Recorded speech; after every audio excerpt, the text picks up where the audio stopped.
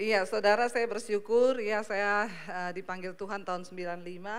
Yang belum mengenal saya mungkin ada yang bilang namanya kok Basir ya, karena ada yang jemaat Mesbah Doa itu yang bilang ke saya, dulu saya pertama kali dengar nama ibu itu saya pikir ini pasti ngajar bikin bom.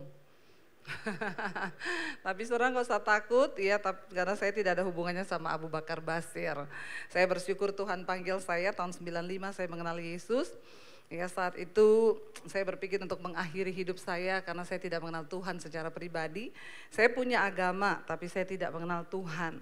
Ya, karena itu kita jangan cuma jadi Kristen tapi kenallah Tuhanmu. Amin. Karena beragama saja tidak cukup, tapi kita harus mengenal Tuhan.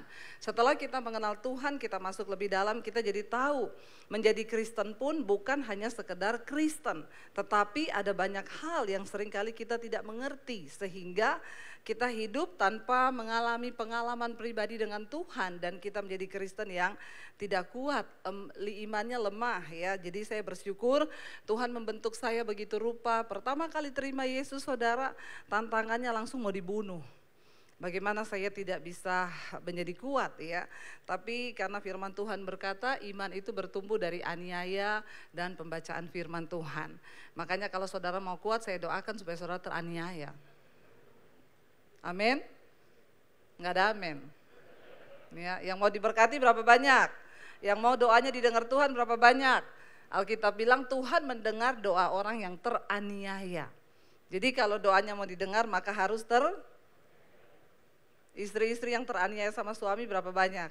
Bersyukur doamu tuh didengar Tuhan, amin. Makanya suami-suami hati-hati, kalau engkau banyak menganiaya istrimu, istrimu berdoa didengar Tuhan loh. Amin Bapak-Bapak. Nah hari ini saudara kita kan sama-sama belajar firman Tuhan mengenai penyertaan Tuhan. Berapa banyak yang mau disertai Tuhan? Angkat tangan. Kita semua mau disertai Tuhan, saya pun mau. Tetapi ketika kita berbicara penyertaan Tuhan, jangan berpikir enak saudara. Oh Tuhan beserta itu berarti semuanya jadi serba selesai, masalah pokoknya beres, kita tidak mengalami lagi apa-apa. Kita belajar dari bangsa Israel saudara. Dari pertama kali bangsa ini dipilih oleh Tuhan. Lalu Tuhan berkata kepada Musa ketika Tuhan memilih Musa, engkau harus membawa bangsa ini keluar. Jangan takut karena aku menyertai engkau. Itu cukup. Tuhan bilang jangan takut sebab aku menyertai engkau. Karena itu hari ini setiap kita jangan ada yang takut. Siapa yang takut mati? Angkat tangan. Yang takut mati? Yang sudah siap mati? Enggak ada juga loh Pak. Jadi ini kayaknya jemaat bingung nih Pak. Yang sudah siap mati berapa banyak? Tidak ada ya, cuma satu ibu di depan. Yang belum siap mati angkat tangan. Juga tidak ada. Yang bingung angkat kaki. Kayaknya banyak yang bingung. Saudara, kita siap atau tidak kalau yang namanya mati itu datang maka kita pasti dijemput. Jadi daripada tidak siap lebih baik siap. Berapa banyak yang mau menyiapkan diri untuk mati? Loh benar, saya ini tidak bercanda loh. Berapa banyak yang menyiapkan diri untuk mati? Kita semua harus siap dari sekarang. Menyiapkan diri itu bagaimana? Bukan beli tanah kuburan yang mahal. Ada orang bangga loh, Bu saya sudah punya kapling loh di kuburan yang mahal sana. Tidak boleh menyebut merek kan, tit disensor. Di kuburan tit gitu ya, 1 lubang 1 M loh Bu. Kami 1 keluarga 5, jadi 1 M kali 5 berapa? Terus saya tanya, berarti Ibu sudah punya lubang? Sudah. Sudah siap masuk ke situ? Ya belum lah Bu. Lah kalau belum siap kenapa beli lubang? Amin. Ya, daripada buat beli lubang mending uangnya buat pelayanan. Amin. Di sini sudah ada yang punya lubang? Udah ada, bisa maju ke depan. Kita doakan ya Pak ya. Biar cepat-cepat masuk, berarti kan sudah. Ya, bukan begitu mempersiapkan diri kepada kematian itu apa? Kalau masih ada kepahitan, amarah, kebencian, dosa, kenajisan, percabulan, perselingkuhan, itu dibuang jauh-jauh. Suami istri yang tiap hari ribut, berantem 3 hari 3 malam, gak omongan, itu dibuang jauh-jauh, amin. Kita belajar hidup dalam kekudusan. Nah, hari ini kita akan belajar tentang penyertaan Tuhan. Ketika Tuhan berkata kepada Musa, jangan takut, aku menyertai engkau. Apa yang membuat kita gak usah takut dengan hidup ini? Karena Tuhan menyertai. Nah, apa maksud dan makna daripada Tuhan menyertai? Ketika saya itu sekarang banyak ya, kalau saudara yang ikut mesbah doa, itu kan kita sekarang pembahasannya dari kitab Kejadian. Ya, jadi saya bersyukur saudara, orang-orang itu gini, Bu, semalam gak ikut mesbah doa itu rasanya ada yang hilang. Ya, setiap malam hampir 50.000, 60.000, kalau pagi jam 5 sampai 70.000 orang yang ikut. Saya bersyukur, itu jemaat saya, makanya orang tanya, Ibu Debbie gerejanya di mana? Di YouTube. Ibu gak mau buka gereja? Gak usah, nanti terlalu banyak saingan ya Pak ya. Kalau mau buka gereja, buka aja di Papua sana, di pedalaman. Gak usah di mall lagi, sudah kebanyakan. Nanti cuma jemaat pindah dari sini, pindah ke sana, pindah ke sini. Hello? Bilang amin. Ya, jadi saudara, saya tuh melihat ya, dalam bangsa Israel perjalanannya Tuhan bilang, aku akan menyertai engkau Musa, bawa keluar bangsa ini dari perbudakan. Ketika Tuhan sudah berkata begitu kan harusnya saudara, ya sebagai orang yang disertai Tuhan dan disuruh Tuhan, Musa harusnya berkata, yes Tuhan, oke kita sama-sama kerja. Tapi Tuhan itu ngomong begini sama Musa, tapi kamu pergi ketemu sama Fir'aun, bilang, hai Fir'aun, aku diutus oleh Allah bangsa Israel untuk membawa bangsa ini keluar dari tanah perbudakan. Tetapi Musa, Fir'aun tidak akan membiarkan engkau pergi, karena aku akan mengeraskan hatinya supaya tidak membiarkan orang Israel keluar. Kira-kira kalau saudara jadi Musa atau saya jadi Musa, kita ngomong apa sama Tuhan? Lah gimana sih Tuhan? Kan engkau suruh saya bawa keluar kan? Sekarang saya mau. Lah ketika saya sudah mau, kok engkau keraskan hati Fir'aun? Kenapa enggak langsung Tuhan berkata, kamu pergi ketemu Musa. Aku sudah menjamah hati Musa. Supaya hati Fir'aun, ya supaya ketika engkau sampaikan itu kepada Fir'aun, Fir'aun akan berkata, silakan Musa, saya bentangkan karpet merah engkau dan bangsa ini keluar. Kan enak kalau kayak begitu, benar gak saudara? Ketika dulu saya jadi Kristen, saudara saya ingat, dulu saya punya sepupu, dia juga jadi Kristen. Lalu dia berdoa karena waktu dia jadi Kristen, namanya Nur Hayati. Papinya datang, ketika tahu dia jadi Kristen, papinya datang. Di tempat kos karena beda kota. Papinya bilang gini, kamu mau jadi Kristen? Iya. Oke, kalau kamu mau jadi Kristen, kamu bayar sendiri kuliahmu. Papi gak mau bayar. Kamu urus hidupmu sendiri, pokoknya papi tidak mau tahu. Lalu dia berdoa saudara. Dalam nama Yesus, Tuhan, hati papiku itu seperti batang air di tangan Tuhan, dia pakai firman. Tuhan akan mengalirkannya kemanapun Tuhan ingini. Aku imani di dalam nama Yesus, papiku dijamah Tuhan, aku boleh jadi Kristen. Dia doa puasa 3 hari dia berdoa. Tiba-tiba papinya terbang dari kotanya, ketemu dia, datang, panggil anaknya ini, sepupu saya. Kamu benar mau jadi Kristen? Iya Pap. Satu syaratnya kalau kamu mau jadi Kristen, apa? Jangan pernah kembali lagi ke agamamu. Karena agama itu bukan tuh main-main. Sekali kamu jadi Kristen, kamu cari orang Kristen, kamu menikah sama orang Kristen, sampai mati pun kamu harus dikubur secara Kristen. Wow banget gak saudara? Wow, tepuk tangan dong. Tuhan dahsyat, Tuhan hebat, Tuhan luar biasa. Itu baru dibilang penyertaan Tuhan. Ketika bergumul, berdoa dijawab Tuhan. Wow, waktu saya dapat tantangan yang sama, sepupu saya datang ngomong, Deb, aku dulu doa puasa 3 hari. Ayatnya ini saya kasih, kamu berkatakan doa. Pasti saya dulu 3 hari Tuhan jawab. Saya berdoa saudara. Papi saya lebih galak dari dia. Saya berdoa hari pertama, Tuhan, hati papiku seperti batang air di tangan Tuhan. Engkau akan mengalirkannya kemanapun engkau ingini. 2 hari saya doa puasa. 3 hari saya doa puasa, 4 hari papi saya makin galak. partai gimana? Loh Tuhan, apakah engkau menyertai? Saya sambil nyanyi saudara. Kalau Yati ditolong, maka saya juga. Kita kan orang Kristen suka gitu kan. Nanti gak dijawab lagi, kita pakai pistol sama Tuhan. Kalau lain ditolong, maka awas kalau engkau tidak tolong saya. Saya doa bukan 3 hari, 3 bulan. Doa puasa belum dijawab. Makin galak papi saya, terakhir dia jawab, dia panggil saya. Sini kamu Debbie, papi mau bicara sama kamu. Selama ini saya sudah diancam mau dibunuh saudara. Tapi saya tetap bertahan, tetap saya baca Alkitab, tetap saya berdoa. Lalu papi saya bilang, papi lihat kamu gak bisa berubah. Papi sudah ngomong gini-gini kamu gak bisa berubah. Hari ini, papi kasih kamu pilihan. Kalau kamu pilih keluarga, kamu kembali ke agamamu, tinggalkan Yesusmu, papi anggap kamu jadi anak.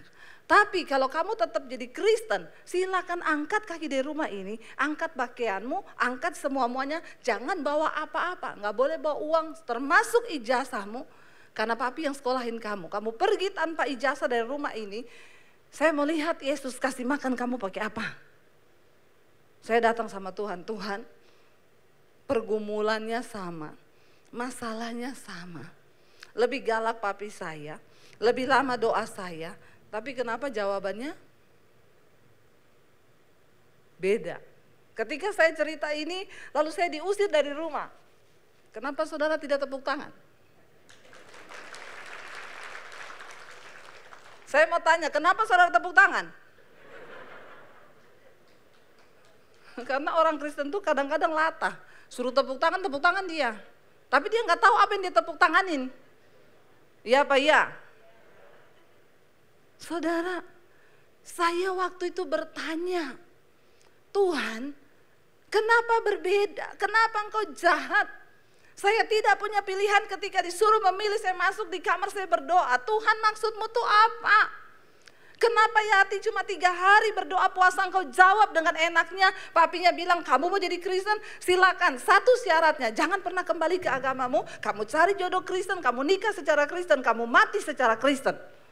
Lah saya ketika saya mau jadi Kristen, angkat kaki dari rumah, jangan anggap punya keluarga, jangan bawa ijazah. Saya mau lihat Yesus kasih makan kamu pakai apa. Tapi yang namanya Alkitab, itu semua ada jawaban atas hidup kita.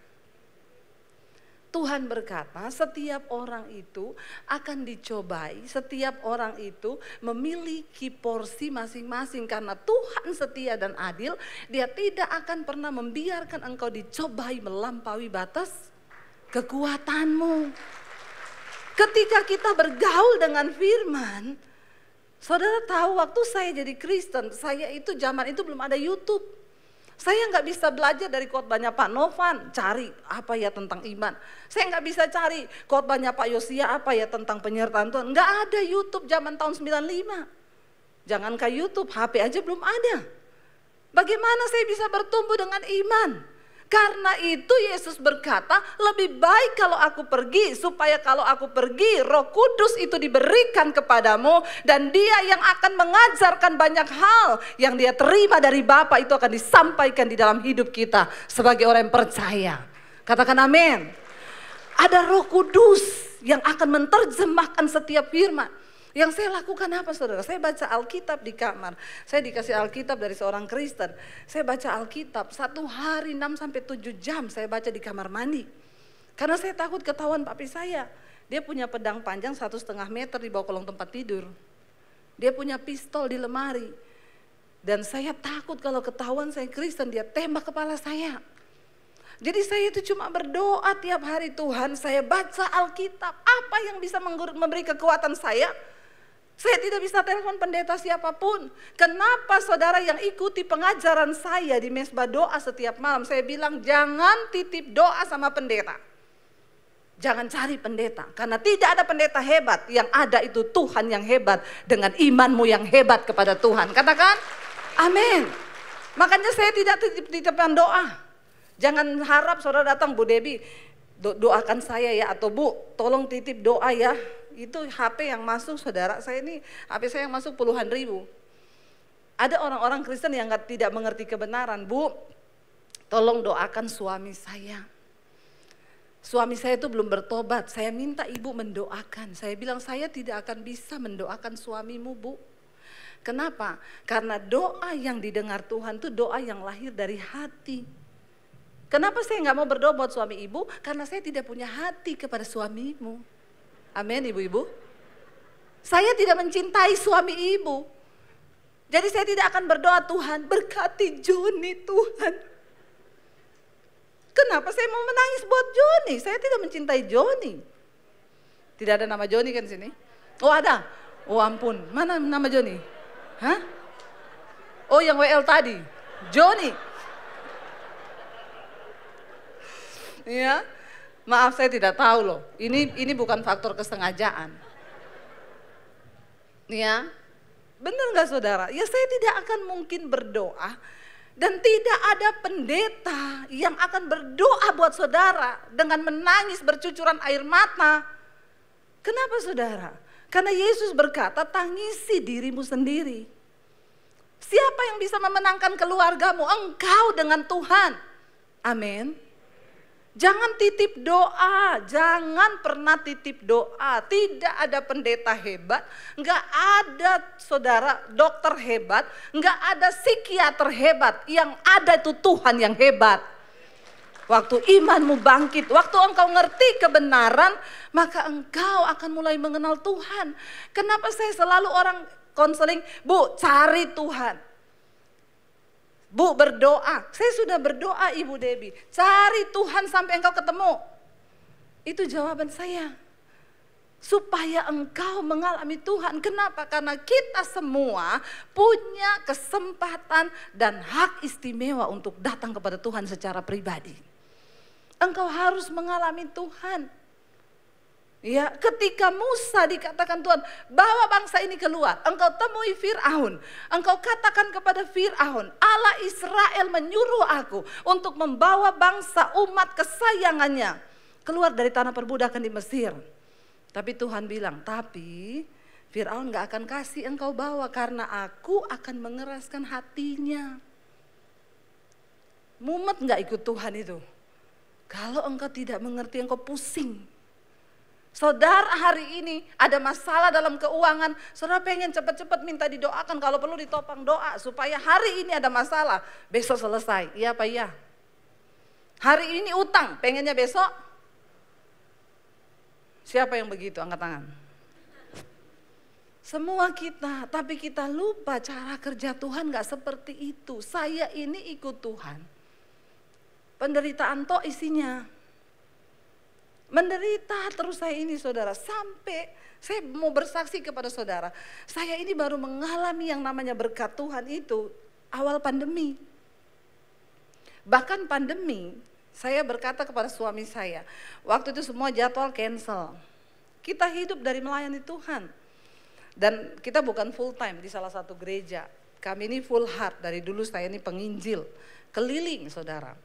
Jadi ya memang tidak ada jaminan hidup bulanan, benar-benar bergantung kepada Tuhan. Waktu pandemi datang semua jadwal cancel, sampai kapan belum tahu Bu. Ini waktu kita nggak ada yang tahu pandemi. Saya bilang sama suami, yang terburuk adalah kita jual rumah di Jakarta, kita pulang ke Solo. Puji Tuhan, kita harus syukuri apa? Masih ada rumah yang bisa dijual. Masih ada yang bisa dijual. Kalau hari ini di hidup saudara masih ada harta, bersyukurlah.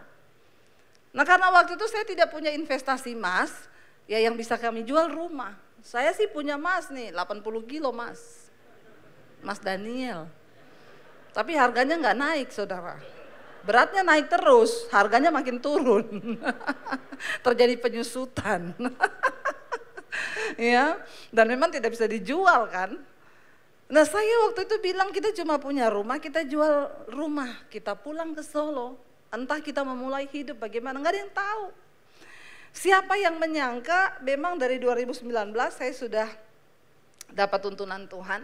Dari 2018 lah untuk ambil pelayanan di media. Saya pikir waktu itu TV. Saya datang ke beberapa stasiun TV swasta, saya tanya, kalau saya mau siaran di sini bisa nggak? Oh bisa aja Bu, Ibu bikin dulu video yang sesuai dengan standar kami. Jadi Ibu pakai studio kami, 1 kali tayang, 1 episode bayar 6 juta. Ibu harus punya 10 episode minimum, berarti bayar berapa? 60 juta. Saya tanya, kalau saya bayar 60 juta, saya syuting 10 episode, sudah pasti tayang nggak? Oh belum Bu, nanti akan dilihat dulu. Sudah bayar, belum tentu tayang. Oh kalau gitu saya mundur terhormat.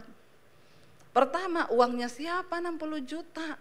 Akhirnya saya terus bergumul, Tuhan taruh itu. Ya, saya bilang ke suami, kita ambil dunia media loh. Apa ya, pikirannya cuma TV terus gak kepikiran YouTube. 2019 saya doa, saya dapat lagi Tuhan tuh ngomong, tahun 2020 aku akan memberkati engkau dengan tuaian bangsa-bangsa dan berkat kekayaan bangsa-bangsa. Dalam hati saya bilang, alay lebay. Lebay enggak? Lebay. Saya juga bilang sama suami, masa saya dapat gini loh, Tuhan bilang tahun depan Tuhan berkati kita dengan kekayaan bangsa-bangsa, berkat bangsa-bangsa. Suami saya bilang, kalau itu sih terlalu halu ya. Saya juga berpikir begitu, halu, tapi kenapa saya dapat itu? Karena mikir bangsa-bangsa itu gimana coba? Enggak kepikir kan? Tapi saya bilang sama suami, ya kalau Tuhan yang ngomong pasti terjadi, nanti kita tunggu aja. 2019 kita mulai bergerak di YouTube, mulai bikin. Awal pandemi subscribe saya itu sudah mencapai 50.000. Tiba-tiba pandemi terjadi. Kita nggak tahu, gereja tutup, umat Tuhan kebingungan seperti domba yang ketakutan. Mau mencari kekuatan nggak tahu kemana, di sebelah kanan kiri orang mati semua. Makanya orang Kristen itu kalau nyanyi itu pinter ya, apalagi di gereja. Walau 1000 rebah di sisiku. Apa? Kau tetaplah Allah penolongku. Lalu apa? Walau 10.000 rebah di kananku, takkan ku goyah sebab Yesus sertaku. Kalau nyanyi alay lebay. 10.000 rebah, satu tetangga saja mati COVID. Lebay, alay lebay. Iya Pak iya, ngumpet semuanya ketakutan. Makanya saudara ketika pandemi itu, Tuhan terus taruh di hati saya, sampaikan kepada umatku, jangan takut karena COVID. Hidup mati kita bukan di tangan COVID.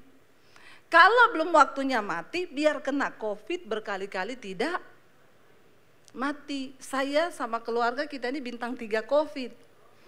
Bintang 3 saudara, 3-3-nya kena dari awal bulan November kita kena, 2021 yang Delta semua, suami saya hampir mati itu ya. Yang terakhir kemarin Omikron itu kita kena lagi.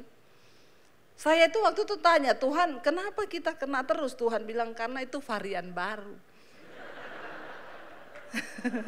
Jadi kamu harus coba biar bisa bersaksi.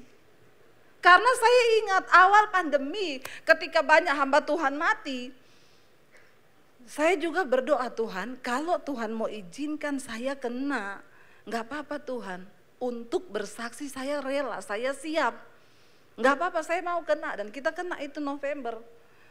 Ketika udah pelayanan dibuka, teman-teman pendeta, Bu jangan keluar-keluar dulu, ini COVID paling banyak mati pendeta. Jawaban saya sampai ada satu perusahaan telepon, Bu Debbie, ini kan lockdown sudah dibuka di Jakarta. Kami karyawan sudah masuk semua Bu. Kita sudah mau mulai persekutuan karena kita butuh kekuatan iman. Tapi gak ada satupun pendeta berani datang. Saya mau tanya Ibu, minggu depan Ibu dijadwal, Ibu berani datang gak? Jawaban saya doa dulu. Itu paling aman buat pendeta itu. Saya tanya Tuhan, saya doa, bener saya doa. Jawabannya Tuhan apa? Nggak tahu malu. Itu pegawai yang tidak punya iman. Mereka berani masuk kantor hanya demi sesuap nasi supaya mereka bisa hidup. Di tengah keadaan menakutkan gini, kamu yang harusnya pergi, kamu sembunyi. Yang itu belum pasti mati loh. Kenapa kamu takut? Pergi. Saya keluar saudara, dari awal buka lockdown di Jakarta, kami pelayanan ke Toraja, ke Makassar, kemana-mana semua. Waktu Delta tinggi, saya ke Surabaya, saya keliling kemana-mana. Ya sama dengan pesan yang sama, kalau belum waktunya mati tidak akan, kalau sudah waktunya nggak usah tunggu kena COVID. Saudara duduk di kursi, saudara tidur di kamar juga bisa mati. Makanya siap-siap saja, amin. Saya punya teman cerita, Bu, suami saya meninggal. Kenapa meninggalnya? Jadi plafon di rumah saya itu di teras bocor. Pah, panggil tukang, nggak usah aku aja, gampang kok. Lagi naik benahi plafon, ada lebah terbang. Hinggap di dada kiri. Ditikam di dada kiri. Nggak lama pusing. Aduh, saya kok tiba-tiba pusing, turun. Begitu turun pingsan, dibawa ke rumah sakit, meninggal. Dokter bilang, ini sebenarnya lebah biasa. Kalau dia itu tikamnya di bibir cuman bengkak.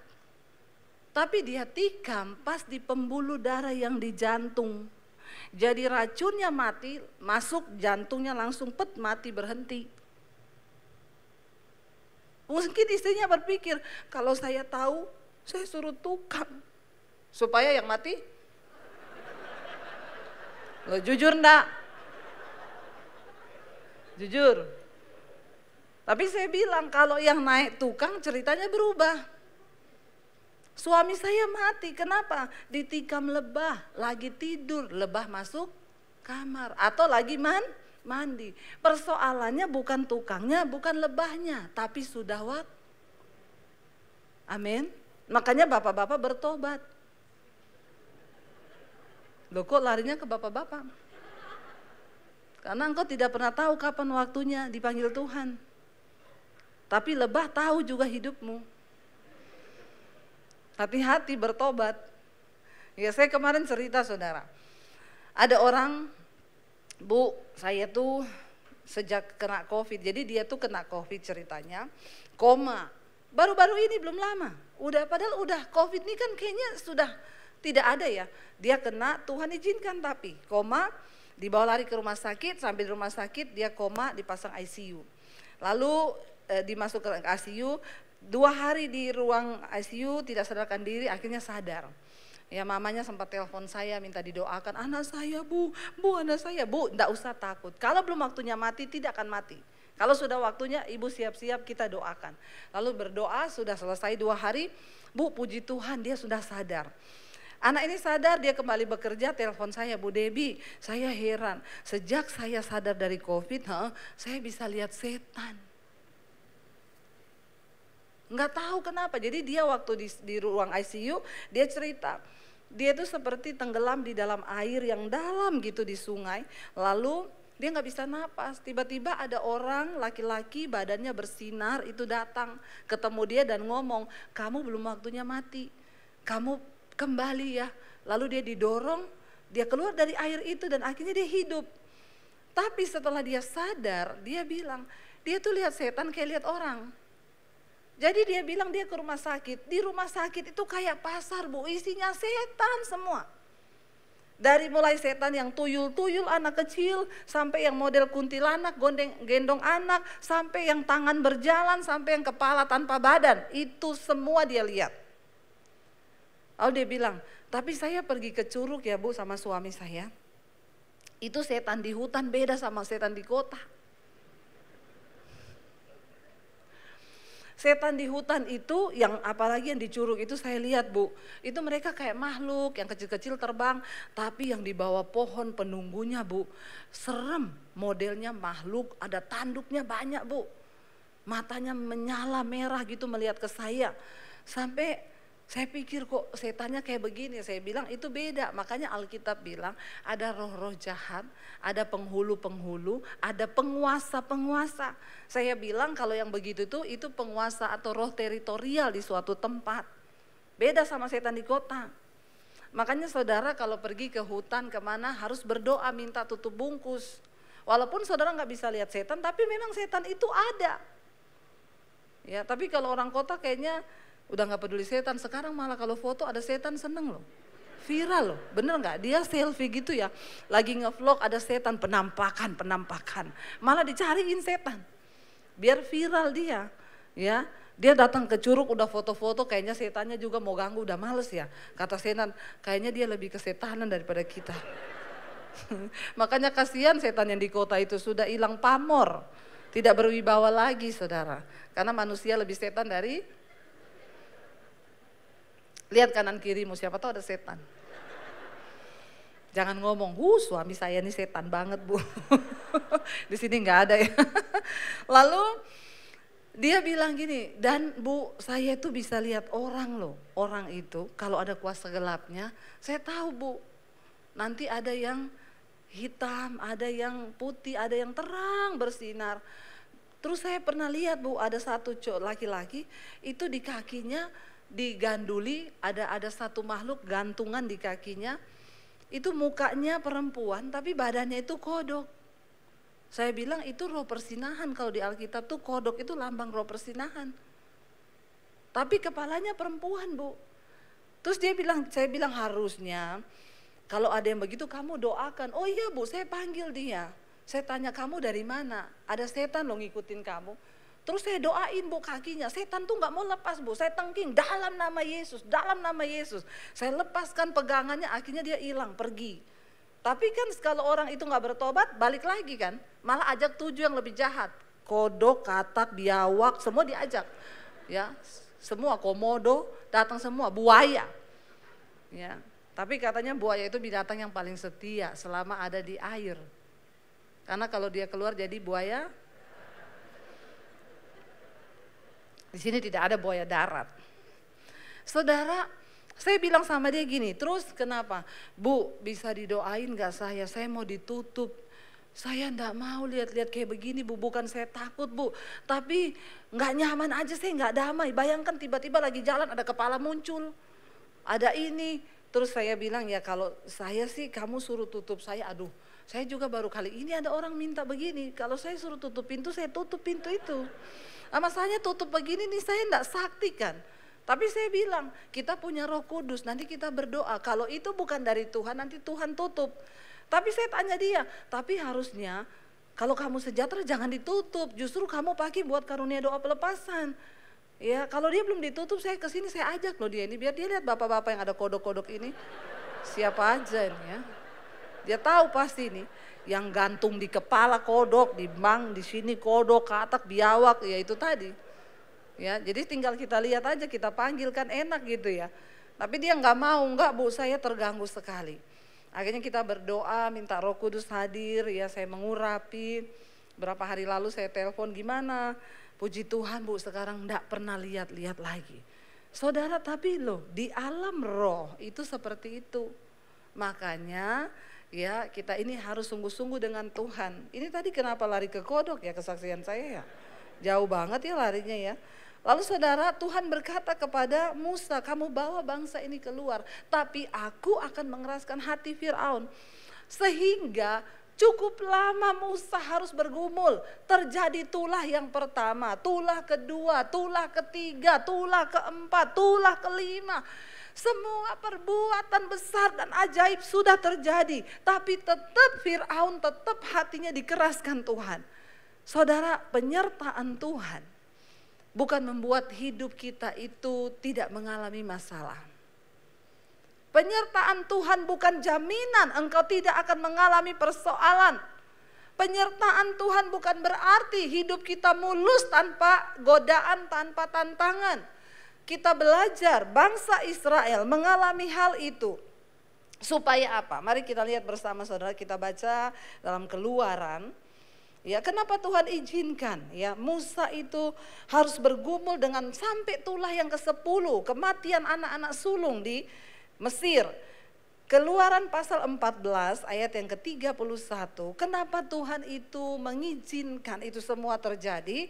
Ya, Keluaran 14 ayat 31 berkata, ketika dilihat oleh orang Israel betapa besarnya perbuatan yang dilakukan Tuhan terhadap orang Mesir, maka takutlah bangsa itu kepada Tuhan dan mereka percaya kepada Tuhan dan kepada Musa hambanya itu. Kenapa Tuhan harus izinkan persoalan, tantangan di dalam penyertaannya? Tuhan menyatakan perbuatan-perbuatannya yang besar. Supaya apa saudara? Ayat ini berkata, supaya orang, saudara dan saya melihat perbuatan Tuhan yang besar di dalam hidup kita. Sehingga kita ini sungguh-sungguh percaya. Karena banyak orang berkata percaya kepada Tuhan, tapi hanya sedikit yang berani mempercayakan hidupnya kepada Tuhan. Percaya belum tentu engkau mempercayakan hidupmu. Apa yang akan membuat bangsa itu bisa meninggalkan Mesir dengan hati yang benar-benar plong? Hanya ketika mereka mempercayakan hidupnya kepada Tuhan. Sampai Tuhan nyatakan ketika akhirnya Fir'aun melepaskan mereka pergi. Mujizat pertama yang Tuhan kerjakan adalah tiang awan dan tiang api. Mereka melihat perbuatan yang Tuhan lakukan. Wow, untuk apa saudara? Keluaran pasal 15 ayat yang ke-11 berkata, bangsa itu berkata begini, siapakah yang seperti engkau? Keluaran 15 ayat 11, siapakah yang seperti engkau, kata firman Tuhan, di antara para Allah, Allahnya huruf kecil. Di antara para Allah ya Tuhan, siapakah seperti engkau? Ya mulia karena kekudusanmu, menakutkan karena perbuatanmu yang masyhur, engkau perbuat keajaiban. Saudara, kenapa Tuhan harus izinkan masalah dalam hidup kita? Supaya engkau mengalami pertolongannya dan engkau berkata, wow, sungguh engkau Tuhan yang mulia. Seringkali orang itu kalau nggak ada masalah, dia lupa. Waktunya sudah habis, saya ini baru 1 poin loh. Padahal ada 5-10 poin. Jadi waktu sudah habis nih ya Pak ya. Terpaksa kita sudahi. Saudara ya, nanti kapan-kapan lagi kalau saya diundang Pak. Enggak juga enggak apa-apa Pak. Ini bukan promosi. Ya, saya percaya apa yang sudah saya bagikan, firman Tuhan, pengalaman, kesaksian itu kita dapatkan sesuatu. Ya, jadi satu hal saja yang Tuhan mau sampaikan hari ini saudara, penyertaan Tuhan bagi kita bukan berarti tanpa masalah, tanpa tantangan. Kalau hari ini engkau sedang mengalami masalah, tetapkan di dalam hatimu untuk percaya dan bilang, Tuhan aku percaya, Engkau menyertaiku, itu cukup.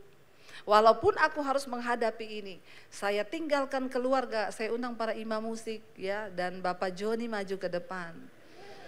Ini bukan secara kebetulan Pak, supaya saya mengenal Bapak secara pribadi. Jadi kalau kita ketemu di mall, saya dengan lantang akan memanggil Pak Joni. Tapi Bapak Joni jangan buang muka terhadap saya. Ya, luar biasa karunianya, dahsyat saudara ya. Dan saya percaya saudara ya, cukup bagi kita untuk percaya bahwa Tuhan beserta dengan kita. Mungkin bisa angkat satu lagu yang ada di hati Bapak Joni tentang penyertaan Tuhan.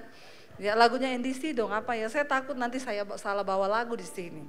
Karena ini kan gudangnya penyembahan yang luar biasa. Ya, karena saya juga banyak diberkati dengan ya lagu-lagu dari NDC Worship saudara, yang mereka dipakai Tuhan dahsyat. Mari kita bangkit berdiri yuk saudara, kita mau sambut firman Tuhan.